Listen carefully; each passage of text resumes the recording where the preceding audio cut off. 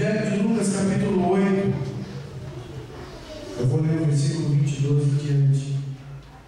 E a palavra do Senhor diz assim: certo dia, Jesus disse aos seus discípulos: vamos para o outro lado do lago. Eles entraram no barco e partiram. E quando navegavam, ele adormeceu. Abateu-se sobre o lago um forte vendaval, de modo que o barco estava sendo inundado, e eles corriam grande perigo. Os discípulos foram acordá-lo, clamando: mestre, mestre, vamos morrer. Ele se levantou e repreendeu o vento e a violência das águas. Tudo se acalmou e ficou tranquilo. Pai, fala conosco, ministra a tua palavra, o teu recado santo e bendito. E traga, Senhor Jesus, aos nossos corações nessa manhã mais um ensinamento da tua palavra. Tenho certeza, ó Deus, que o Senhor já nos abençoou demais ao longo dessa semana com o ensinamento da tua palavra. E eu sei que o Senhor não vai deixar de me usar para abençoar ainda mais a tua igreja. Fica conosco, Pai, eu oro no nome de Jesus. Amém e amém. Glória a Deus, você pode se assentar, queridos. A gente, nesses 14 anos, a gente passou por muitas coisas. Muitos milagres a gente viveu aqui. A gente viveu a provisão de Deus diária, o sustento do Senhor. O tempo todo nós vivemos isso aqui. Não teve um só mês, nesses 14 anos, que nós não vimos um milagre de Deus na área financeira dessa igreja. Onde nós deixamos de ver, que nós não teve um mês que nós não deixamos de ver o livramento de Deus para essa igreja. A gente viu o Senhor cuidar, nos abençoar, suprir todas as nossas necessidades. E quando nós falamos de necessidades, às vezes as pessoas acham que as necessidades são só financeiras. E não são. Às vezes, nós temos suprido todas as necessidades financeiras, mas não temos suprido as necessidades emocionais. E nós precisamos de Deus para suprir nossas necessidades emocionais. E eu posso dizer que o Senhor supriu todas as minhas necessidades emocionais ao longo desses 14 anos. Como eu falei aqui no dia que o pastor Davi estava aqui, é que às vezes as pessoas não têm dimensão de como é solitária a vida ministerial, exatamente porque nós não podemos compartilhar muitas vezes dos nossos medos. Nós temos que guardar nossos medos para nós.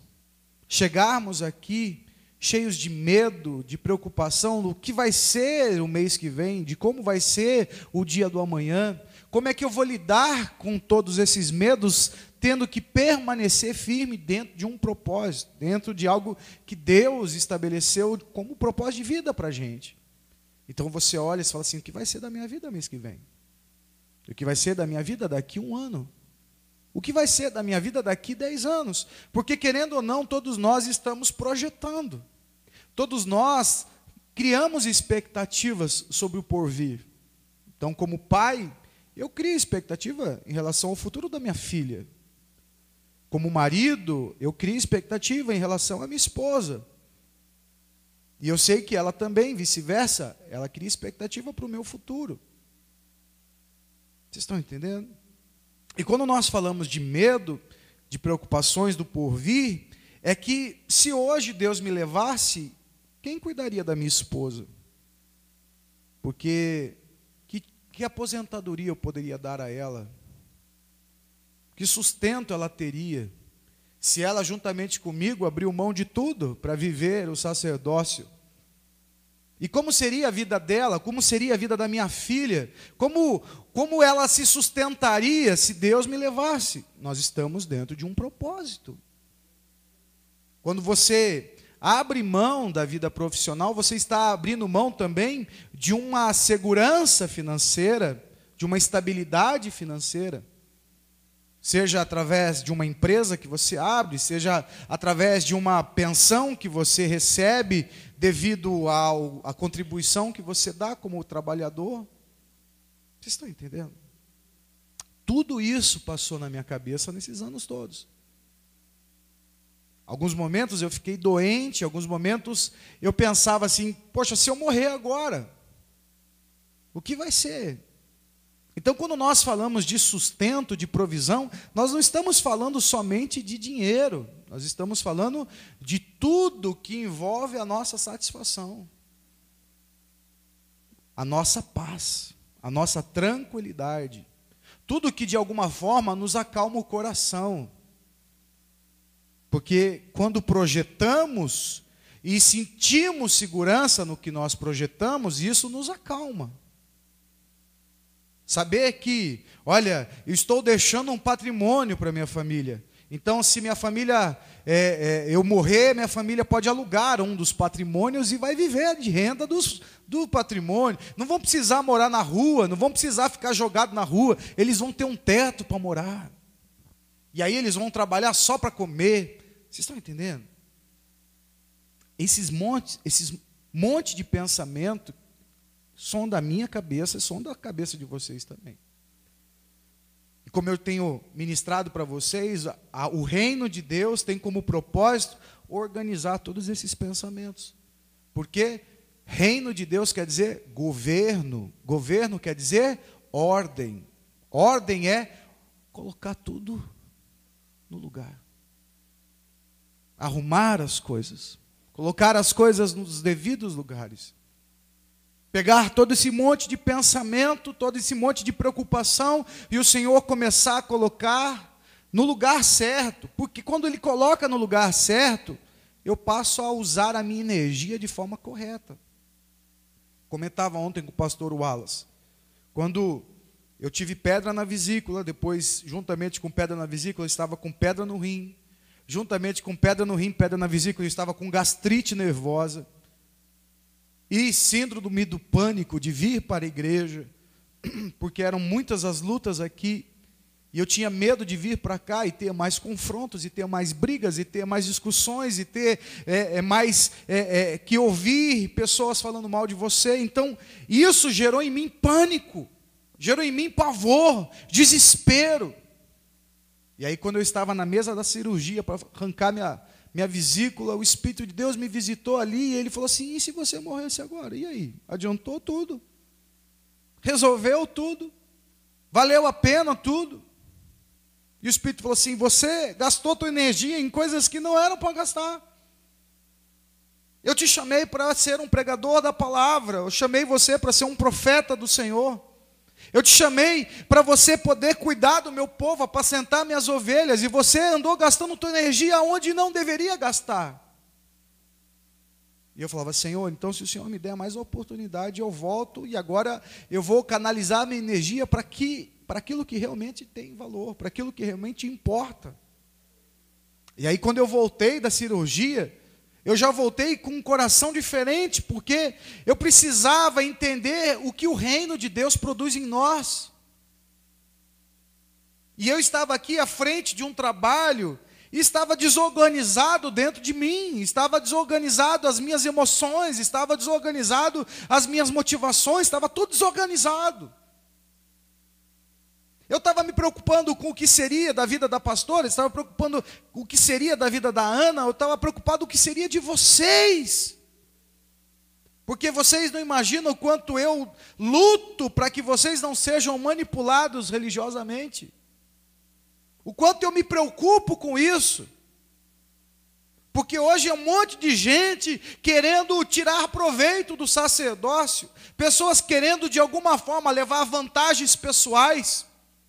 E quando você fala de pessoas assim, são pessoas sem escrúpulos, pessoas sem menor amor pelas pessoas, elas só estão preocupadas com elas mesmas. E eu vivo isso, eu sei como funciona tudo isso, essa engrenagem é diabólica. Porque você chega aqui, irmãos, e quando você chega aqui, você chega cheio de influências religiosas. Não importa qual foi, ou a religião da onde você veio. Mesmo vindo da igreja evangélica, você vem cheio de rituais e de costumes religiosos, de manias religiosas. achando que rituais, sacrifícios vão gerar em você bênçãos, sendo que o que gera bênção em nós é a graça de Deus, e graça de Deus é favor de Deus. Eu não faço nada para ter, é o amor de Deus se manifestando para que eu seja abençoado. E às vezes a gente vem cheio de, achando que nós é que movemos a mão de Deus. Não movemos a mão de Deus. A mão de Deus se move porque Ele nos ama. A mão de Deus se move porque Ele nos ama e Ele nos quer ver bem. Só que, para que eu possa entender isso, eu preciso aprender a me relacionar bem com Deus. Eu preciso aprender a me relacionar de forma correta com Deus. Por que tanta gente fala assim, Deus não existe? Por que tantas pessoas precisam compreender todas as coisas? Se eu não entendo, então eu não vou crer nesse Deus. E aí, de forma religiosa, a gente fica assim, então é que fé não se explica. Não, irmãos, eu tenho mostrado para vocês que a fé cristã é uma fé consciente. Há explicações, sim. Como explicar a fé em Cristo? Porque quando Deus fala para um pai, ame seus filhos, respeite, não irrite seus filhos, há uma explicação lógica, porque seus filhos são inexperientes. Seus filhos não sabem digerir as coisas, você é mais maduro para digerir, você sabe lidar melhor com pressão, seus filhos não têm essa experiência. Então, quando um pai, ele encoraja o filho, há uma explicação para isso, porque os filhos são inexperientes. Eles vão ser movidos muitas vezes por sentimentos e emoções, coisas que os pais já passaram e já têm equilíbrio para poder tomar boas decisões. Então, você ouvir o Senhor dizer, pai, encoraje seus filhos, não irrite seus filhos, Ele está dizendo o quê? Que a fé é inconsciente? Não, Ele está dizendo, olha, é explicável a fé na palavra do Senhor. Quando a palavra do Senhor diz, marido, ame sua esposa, dê sua vida pela esposa, há uma explicação para isso. Porque a mulher é o vaso mais frágil. Ela precisa de alguém que possa mostrar para ela segurança.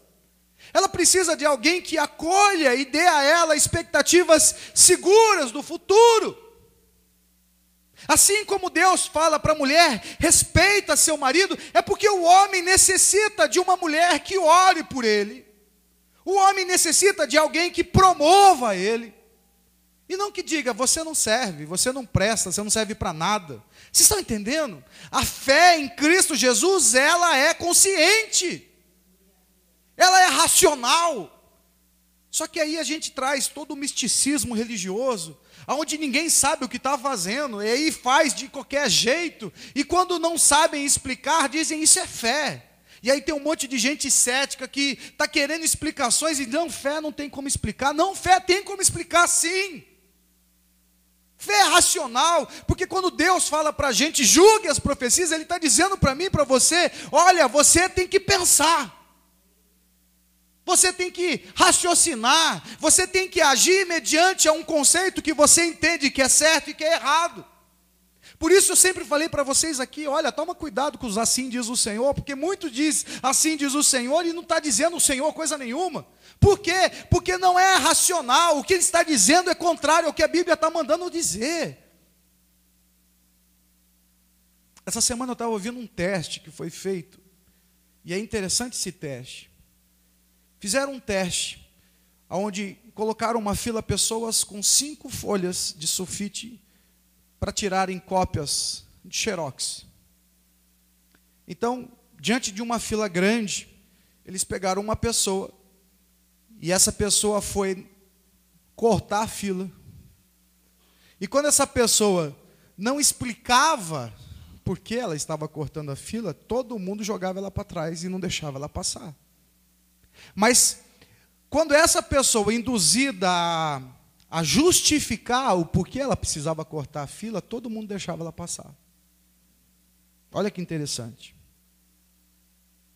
Quando ela chegava na fila e dizia assim, eu estou atrasado, eu preciso muito passar na frente de vocês, porque eu estou atrasado, eu estou na hora de almoço, todo mundo, por generosidade, deixava passar. Mas quando a pessoa não dava explicação nenhuma, mas queria passar, todo mundo fechava e barrava, não, vai lá para trás, lá para trás, lá para trás, lá para trás. Então, quem organizou a pesquisa chegou à conclusão que o cérebro humano precisa de explicações. De acordo com as explicações que nós recebemos, a gente é generoso ou não é generoso. Se nós não precisamos convencer as pessoas, nós só precisamos explicar. Então a pesquisa mostra que 98% das pessoas, quando recebem explicações, agem com generosidade. E esse número cai para mais de 20%, para menos de 20%, quando não há explicações. Isso mostrando que, irmãos, Deus nos criou assim, para que houvesse explicações. Então, se Deus me criou e criou você, por que as coisas de Deus agora não têm explicação? Não tem. As coisas de Deus têm explicação. Tem como se explicar. O que não tem como explicar é como Deus realiza um milagre. Aí não tem como explicar. Mas andar com Cristo, andar segundo a palavra de Deus, viver como um homem, uma mulher de Deus, tem explicação. Tem lógica. E muitas pessoas não querem viver essa lógica. E também não sabem explicar. Deus é bom, porque Deus é bom, porque a Bíblia diz que é bom, minha religião diz que é bom, tudo é bom. Não, Deus é bom por isso. Quando eu olho para vocês, eu vejo na vida de vocês o como Deus é bom. Como Deus veio cuidando e abençoando a vida de vocês. Como Deus realiza todas essas coisas. Então, quando eu olho para vocês, eu fico, apavorado de olhar para vocês e ver que vocês vão ser lançados na mão de lobos.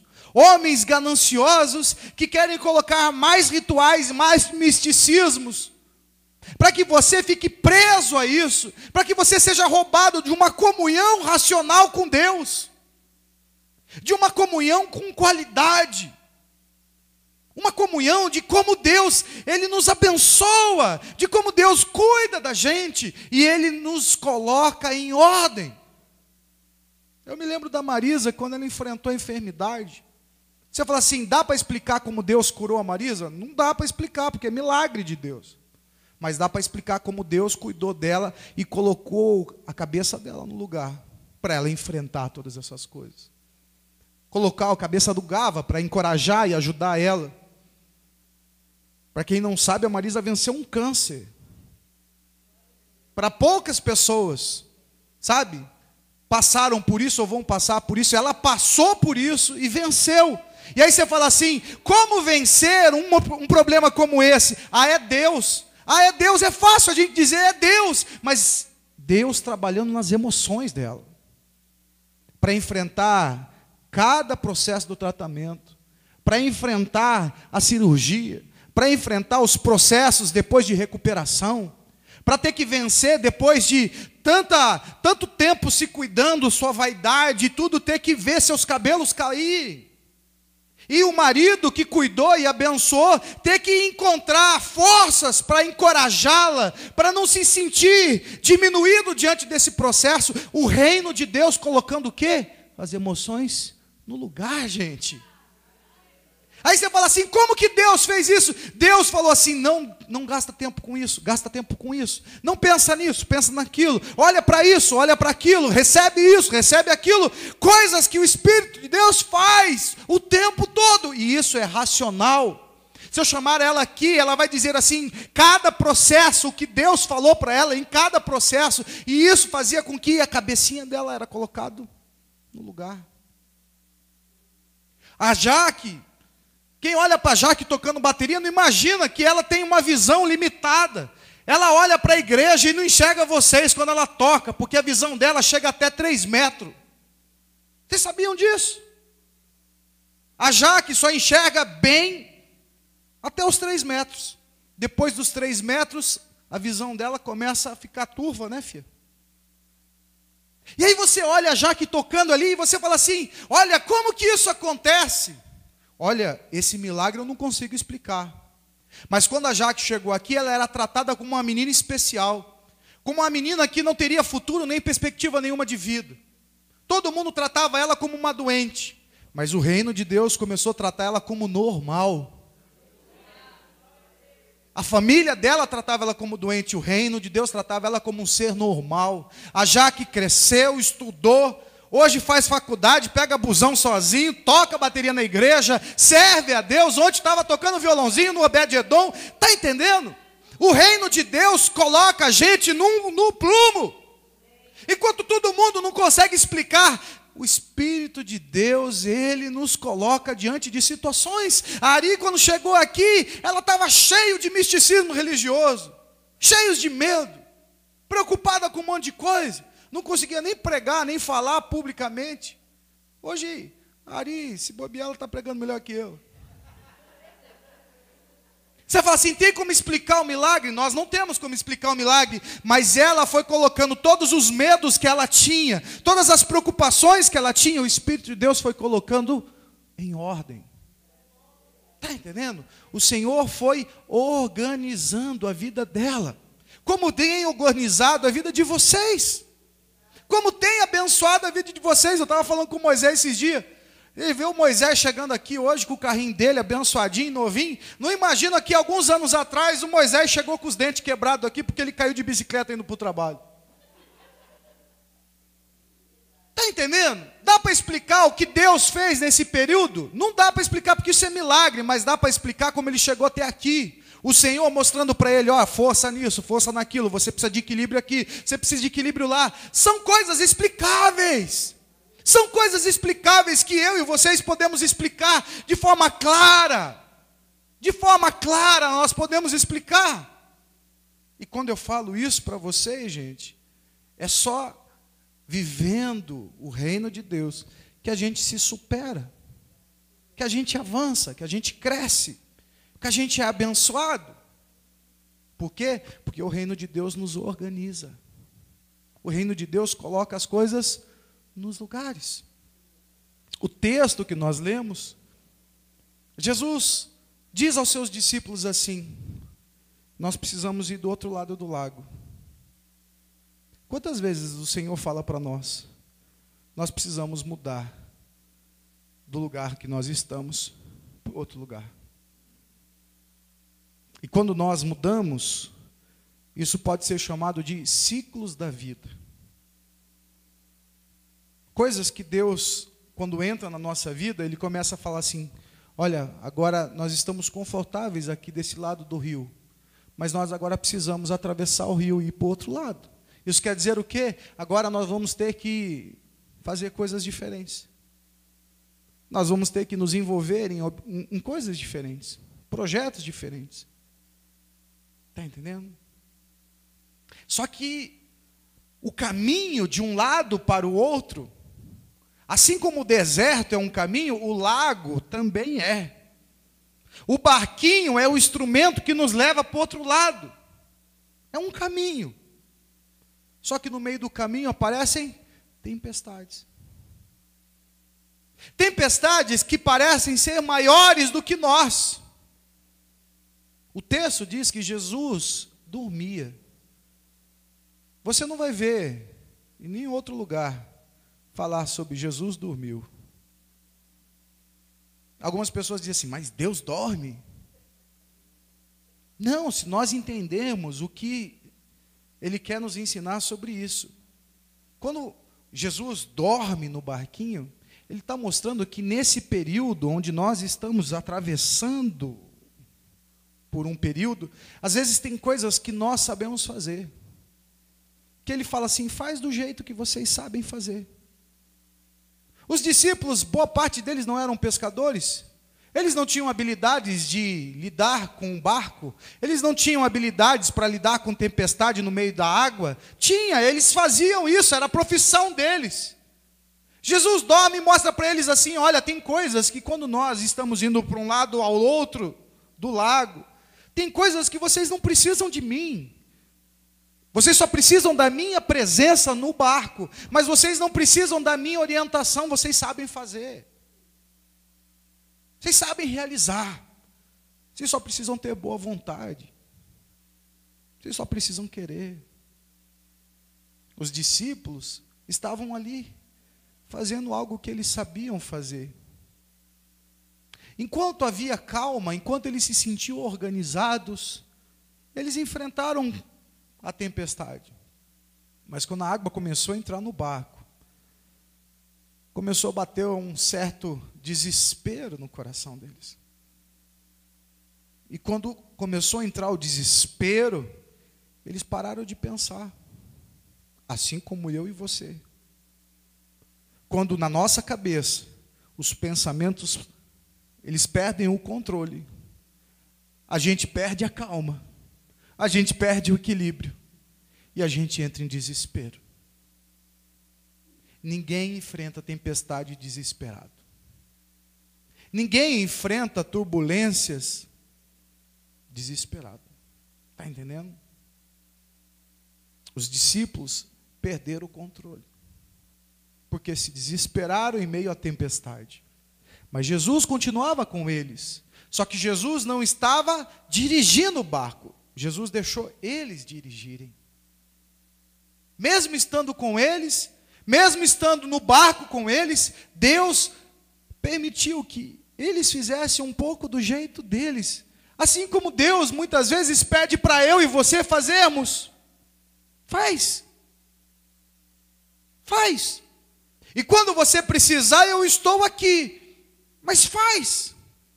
Por isso que um pai, ele ensina seus filhos. Por isso que uma mãe ensina seus filhos. Por isso que um casal, eles trabalham o seu relacionamento conjugal. Por isso que você trabalha na empresa, você tem a liberdade de fazer do teu jeito. Deus está lá. Porém, Ele está usando as tuas habilidades para que você possa fazer um pouco. Você não precisa fazer tudo com a permissão, com a orientação de Deus. Não, o Senhor te fez um ser racional, equilibrado, capaz de tomar boas decisões, capaz de olhar o que é certo e o que não é certo fazer. Ele te dotou de habilidades, de dons, que te capacitam para você conseguir ter equilíbrio, para poder fazer as coisas com excelência. Está entendendo? Ele não saiu do nosso barco, Ele não deixou o nosso barco, mas Ele simplesmente está deixando você fazer, permitindo que você faça algo que você sabe fazer. Só que aí você perde o controle, assim como os discípulos perdem o controle. E aí o Senhor é acordado às pressas com desespero, e quando eles gritam, mestre, mestre, vamos afundar, eles estão fazendo o que nós fazemos quando dobramos o nosso joelho, desesperados e com medo, pedindo, Deus, pelo amor de Deus, eu vou morrer, pelo amor de Deus, vai acabar, pelo amor de Deus, minha família vai ser destruída, meu casamento vai ser destruído. Desespero, porque no ciclo, no processo de passar de um lado para o outro do lago, a gente ficou desesperado, e por estarmos desesperados, a gente corre para Jesus, dizendo, cadê você, Jesus? Você não se importa que a gente morra afogado, o Senhor não se importa que meu casamento acabe, o Senhor não se importa que eu vou ficar doente, passando isso, aquilo outro. Está entendendo? Quantas vezes eu fiquei assim? Quantas vezes eu vim para cá, nesses 14 anos, como os discípulos no barquinho, desesperado. Adoeci por ficar desesperado. Até o dia que o Senhor falou assim, para de gastar tua energia com coisa que não vai te ajudar a enfrentar a tempestade. Jesus, Ele não acalma a tempestade com medo, com raiva, com pavor. Não. Na calma dele, Ele repreende o vento. E o texto que nós lemos diz que Ele repreendeu o vento, as violências das águas, e tudo acalmou.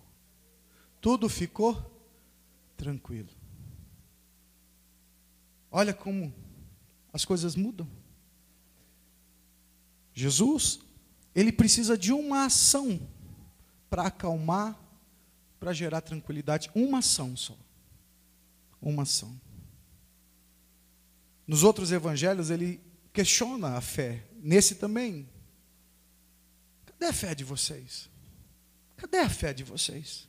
Ele questiona. Por quê? Porque desespero é demonstração de falta de fé. E quando nós falamos isso, eu falo assim, mas cadê o lado racional disso? O lado racional é que ele não está no barco. Ele está no barco. Eu preciso pensar. Eu preciso pensar. Ele está no barco. Mas e as tempestades? Ele está no barco. Eu creio nisso. Eu confio nisso. Eu tenho certeza que Deus está no controle. Se caso eu perder o controle, fé é acreditar nisso. Acreditar. Olha, quantas vezes eu vi as pessoas dizendo aqui, Deus está cuidando da minha família. Quando a família desandava um pouquinho, o povo perdia todo o controle. Deus está cuidando da família ou não está cuidando da família? Quantas vezes eu vi aqui as pessoas falando assim, não, Deus me provê, pastor, Deus me supre todas as necessidades. Mas quando apareceu o problema financeiro, eu vi as pessoas apavoradas aqui. Deus está cuidando e está provendo da tua vida financeira? Ou não? Está entendendo? Quando nós estamos do lado de cá, do lago, a gente está confortável, a gente acredita em tudo, mas na hora de viver a tempestade é que a gente demonstra se nós acreditamos realmente naquilo que falamos. Na hora que nós nos deparamos com a aguinha entrando dentro do nosso barco, é que a gente começa a olhar e ver assim, e aí, acredito mesmo ou não? Por que tantas pessoas precisam de entender de forma clara as coisas? Tudo tem que ter uma explicação lógica.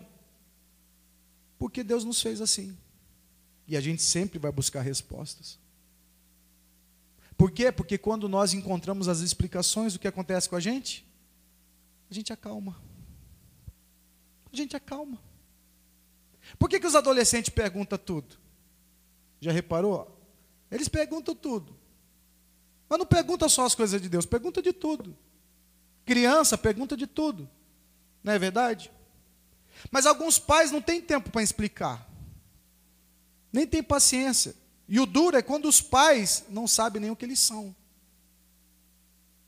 Não sabem nem explicar. Papai, como que nasce os bebês? Ah, nasce nascendo. Sabe? Papai, como que Deus pode fazer isso? Ah, Ele faz porque Ele é Deus.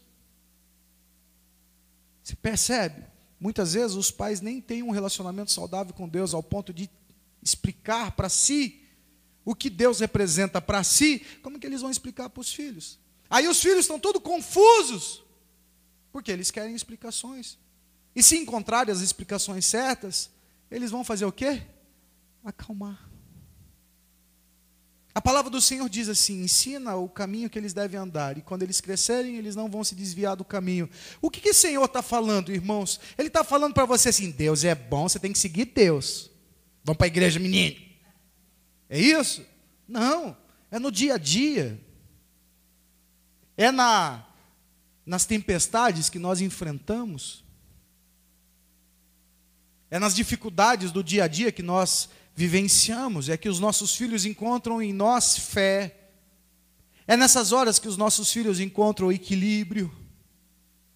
É nas conversas conjugais que os nossos filhos observam as nossas condutas. Olha, meu pai e minha mãe estão com um problema. Olha como eles resolvem, dando um murro na cara um do outro, xingando, mandando para o inferno, dizendo isso, aquilo outro. Olha como eles se resolvem. Aí vem para a igreja, acabou, estão lá de cá da tempestade, não tem nada. Ah, glória a Deus. Vocês estão entendendo?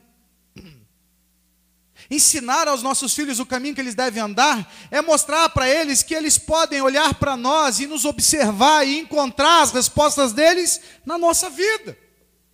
E quando eles vão olhando para a nossa vida, está vendo, filho? Olha, o papai faz isso, a mamãe faz isso, por causa disso, disso, disso. Tudo há uma explicação, porque isso é discipulado. Isso é discipulado. Discipular uma pessoa. Hoje em dia as pessoas só se parecem fisicamente com os pais, mas não se parecem espiritualmente. Muitas vezes não se parecem intelectualmente, não se parecem em nada. São pequenas famílias dentro de uma família só. Então, o filho vive de um jeito, o pai vive do outro, a filha do outro, o outro filho do outro, a mãe vive do outro. Cada um vive uma vida dentro da mesma casa. Sendo que o discipulado faz o quê? Com que todos se movam no mesmo sentido.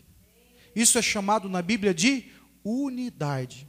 Agir e se mover da mesma forma, com as mesmas regras, com as mesmas leis.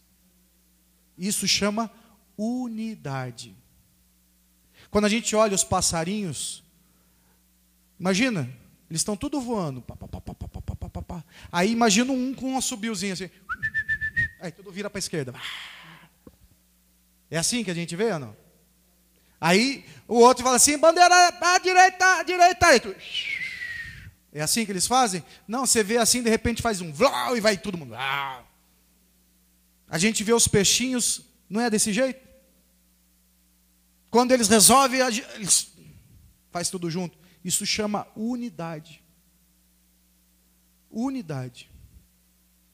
Na lei da selva, qual é a forma deles se protegerem dos predadores? Andando em unidade. Se um rebeldezinho resolve andar sozinho, o leão, uau. Anda sozinho, uau. Você fala assim, as pessoas vão fazer tour na África do Sul lá, o safari. Por que os bichos não atacam eles? Não atacam porque eles estão juntos, em bando. Coloca o cara sozinho lá para ver se o leão não ataca. Vocês estão entendendo? Por que uma família é destruída? Porque eles estão andando sozinhos. Sendo que o reino de Deus explica assim, ensina o caminho que eles devem andar, e quando eles crescerem eles não vão se desviar. Por quê? Porque é a unidade familiar. Não é lógico isso? É lógico. É lógico. Mas se eu chegar para você e falar assim, olha, para a sua família ser abençoada, você precisa fazer campanha, oração, jejum. Você tem que ficar 7 dias, 24 dias, 58 dias. Mas para quê? Não, porque precisa. Falta sentido, não falta? Falta sentido. Eu coloco o misticismo, eu coloco o ritual, e você acredita no ritual, em vez de você acreditar no ensinamento. Jesus acalmou a tempestade. E a palavra do Senhor diz, e os discípulos ficaram maravilhados. Olha, discípulos, e não amigos, conhecidos, parentes ou qualquer coisa, discípulos, aqueles que estavam aprendendo, aqueles que estavam seguindo. Jesus estava mostrando para eles, ei, cadê a fé de vocês? Estou aqui, estou aqui. Uma vez questionado, falaram assim, por que os discípulos de João Batista jejuam e os seus não jejuam? Jesus fala assim, um dia eles vão jejuar, mas quando eles são convidados do noivo, eles não precisam jejuar. O que ele está explicando? É porque jejum não é ritual, jejum é uma forma de comunhão. É uma forma de você se separar para a comunhão com Deus. Os discípulos andavam toda hora com Jesus. Jesus é Deus, Jesus é Deus. Eu preciso fazer um ritual para poder ter maior comunhão com aquele que está comigo, comendo comigo, andando comigo, vivendo comigo. Está entendendo? Não preciso. Mas haverá um dia que eles vão precisar. Por quê? Porque eu não estarei mais aqui. E para eles poderem ter comunhão comigo, eles precisam de jejum, eles precisam se separar, eles precisam trabalhar essa comunhão. Então eu fico vendo o povo o tempo todo para lá e para cá, para lá e para cá, para lá e para cá, para lá e para cá, jogado para lá e para cá. A palavra do Senhor diz, eu sou o bom pastor. E as minhas ovelhas conhecem a minha voz. Quando elas me ouvem, elas conhecem a minha voz. Você já viu um pastor caminhando e as ovelhas, como elas caminham atrás do pastor? Ele fica, alguns desenvolvem uns cantos, uns sons. Eu me lembro que eu tinha uma tia-avó, que ela tinha um sítio lá em Santa Isabel não, Lençóis Paulistas. E ela conhecia o nome de cada vaquinha dela, de cada boizinho. E era legal, porque a gente ia lá e ela falava assim, branquinha. E ela chamava pelo nome, e as bichinhas. E eles sabiam que quando ela chamava, era a hora de eles comerem. Foi a primeira vez que eu vi uma vaca comendo laranja, chupando manga. Fiquei fascinado com aquilo. A palavra do Senhor diz que o bom pastor, ele dá vida pelas ovelhas, e as ovelhas reconhecem a sua voz. Isso é o quê? Unidade. Eu não me governo, ele governa por mim. Então hoje ele quer me levar para comer num outro pasto, eu vou com ele, porque ele é bom. Hoje ele quer falar, olha, vamos atravessar o lago. Não, então vamos atravessar o lago.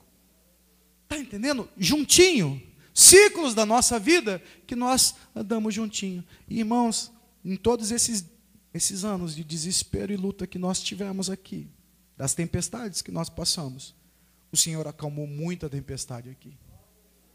Muita tempestade. Muita tempestade eu enfrentei sem perder o controle. Algumas eu perdi o controle e o Senhor acalmou a tempestade.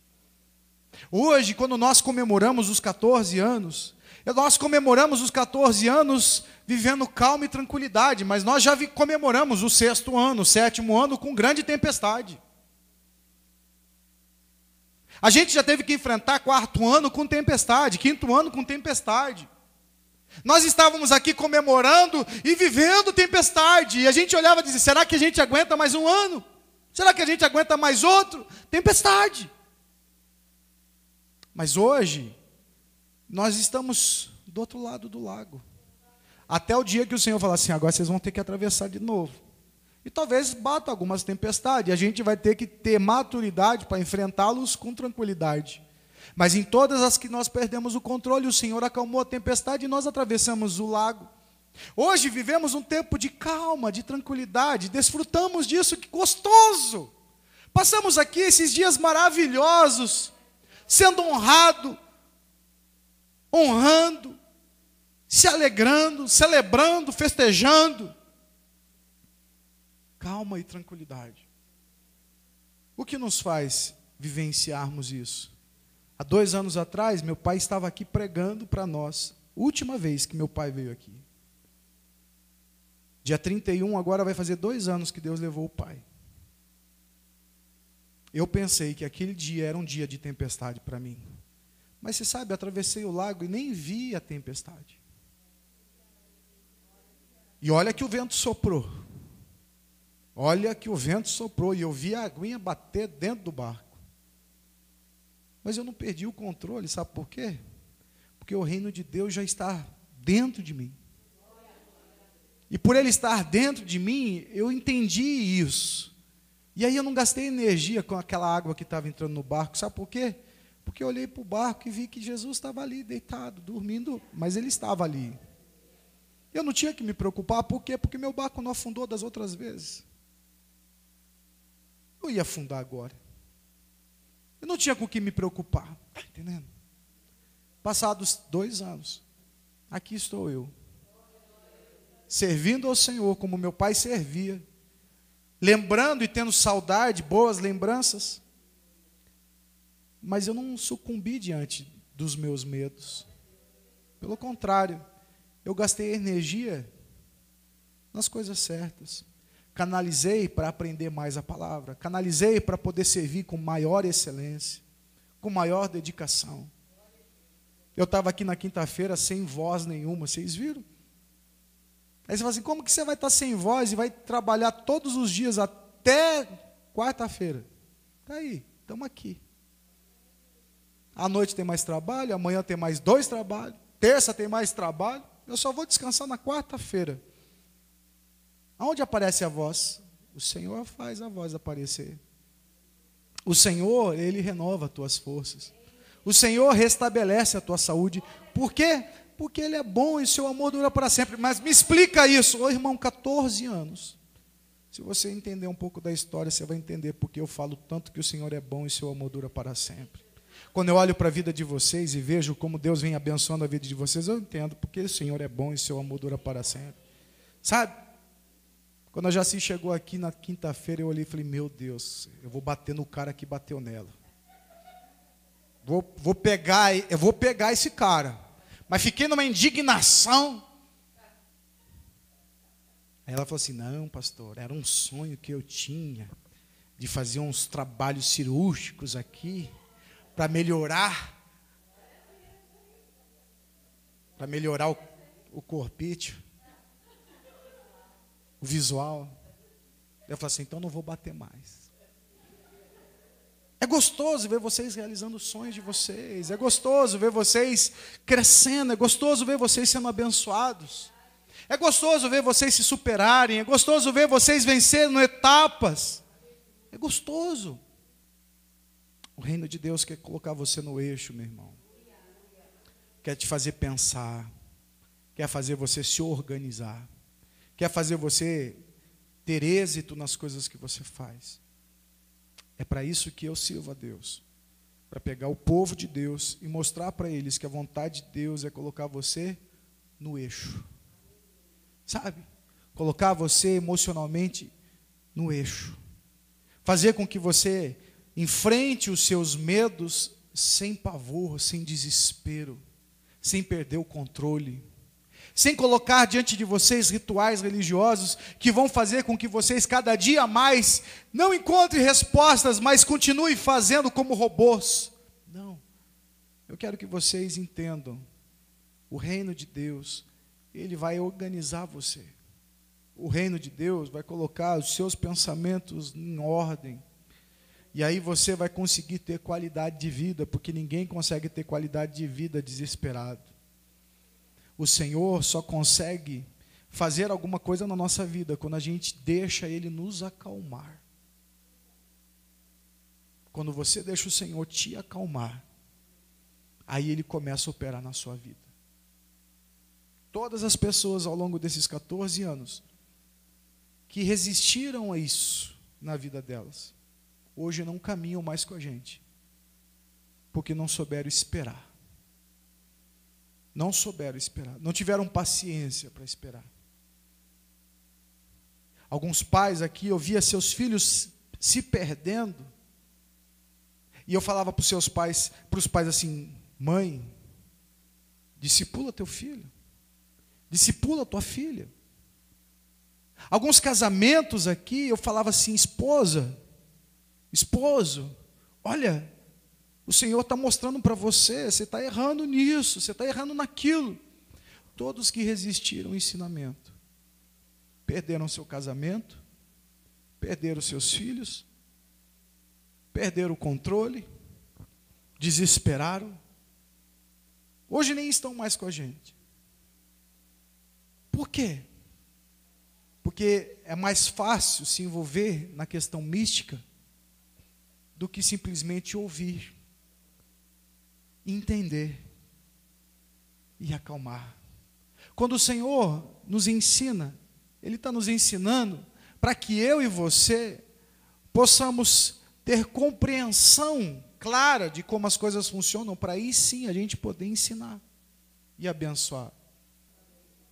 Então nessa manhã, o Senhor manda eu ministrar essa palavra no teu coração.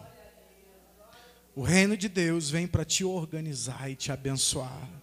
O reino de Deus, ele tem como propósito mostrar para você, você nunca vai acalmar a tempestade se você não estiver calmo. O reino de Deus trabalha aqui dentro de nós. Dentro de nós. Colocando o quê? Ordem. Quando a Solange chegou aqui, a cabecinha dela estava a 1.000.000. Hoje, ela só chega rindo aqui. Sabe? Mas por quê? Porque está ficando em ordem. Tem muita coisa que está precisando ainda ficar em ordem. Mas ela é outra pessoa. Então deixa. Hoje eu quis me estender, por isso eu não fiz escola bíblica. Nós estamos em culto de ação de graça. Então hoje eu vou falar tudo que eu tenho que falar. Para vocês entenderem, gente, qual é o propósito de Deus para nossas vidas. Fico feliz que essa igreja não está se tornando um povo crítico, jurado de mensagem, mas um povo que quer aprender e quer reter o conteúdo, para que cada dia possam ser melhores maridos, melhores esposas, melhores filhos, melhores pais, melhores cidadãos. E eu tenho certeza que o Senhor tem muita coisa para fazer em nossas vidas, e Ele vai fazer porque Ele é bom, e Ele vai nos ajudar porque está no barco, mas muitas vezes eu e você precisamos enfrentar com as nossas habilidades e os nossos dons a travessia de um lado, do outro, do lago. Então nessa manhã, recebe essa mensagem, para edificação, para abençoar a sua vida, e para que você possa entender que para a gente viver mais 14 anos, a gente só vai enfrentar mais 14 anos, se o reino de Deus estiver em nós, colocando todos os nossos pensamentos em ordem, nos organizando, nos abençoando, fazendo com que a gente possa crescer em graça, misericórdia, em unidade, agindo e se movendo do mesmo jeito, com as mesmas regras, com a mesma moral. E eu tenho certeza, irmãos, que se cada um de vocês estiverem atentos e vigilantes, a gente só vai fazer bem um para o outro. Se teu pastor fala de amor, ele fala de amor porque Deus é amor. Se eu pego alguém aqui sendo grosseiro, se eu pego alguém sendo rude, boca dura, isso quer dizer o quê? Que ainda não entendeu o que está sendo ensinado nessa igreja. Se tem gente que ainda não mede palavra para falar, e quando fala, não percebe que magoa as pessoas, é porque ainda não entendeu, em 14 anos não entendeu o propósito desse ministério. Porque se não entender o ministério, não vai entender Jesus. Porque como o pastor Wallace falou ontem, Jesus só manifestou agressividade só quando as pessoas estavam descaracterizando a igreja. Quando a igreja é descaracterizada, Jesus mostra uma intensidade, uma agressividade que nós vemos na Bíblia acontecer uma vez só, quando ele começa a tocar nego dentro do templo. Então, entenda isso. O Senhor é amor. O tempo todo ele é amor nessa igreja, ele é amor. Mas o Senhor vai mostrar o que? A agressividade, quando as pessoas que estão aqui não entenderem que aqui é um lugar de amor. Um lugar onde as pessoas se relacionam por amor. E entendem porque o reino de Deus está aqui. E a gente mede palavra, a gente pensa para falar, a gente pensa para agir. E quanto mais a gente faz isso, mais parecido com a igreja que nós vamos viver em Jerusalém, nós vamos ter. Porque se nós somos grosseiros, não medimos as palavras, somos pessoas inconvenientes, reino de Deus, irmãos, lá em Jerusalém, na Nova Jerusalém, não entra esse tipo de gente lá não. Senão vai colocar confusão lá na Nova Jerusalém. Já pensou? Jesus sentado no trono, aí vem fulano lá de novo, Deus. De novo. Aí eternidade. Eternidade. Você sabe o que é eternidade? Jesus tendo que aturar o cara fazendo confusão lá na Nova Jerusalém. O anjinho chegando assim, ai Senhor, ele falou de novo. Você acha que Jesus vai aturar a gente assim, eternidade? Não, então por isso aqui, começa a mudar aqui. Começa a mudar aqui para não chegar lá. Então tem que entender o que Deus está fazendo nesse lugar. Sabe? Para a gente começar a se moldar à vontade de Deus. O Senhor quer ver um povo feliz, amável, servo e não crítico, mas um povo abençoado. E é para isso que nós estamos trabalhando, e é para isso que a igreja serve, para mudar as pessoas. Não foi assim que Deus falou ontem? Para mudar, consertar os erros. O Senhor está fazendo isso aqui. E louva a Deus por isso. E vamos continuar trabalhando para isso. Amém? Palavra do Senhor para você.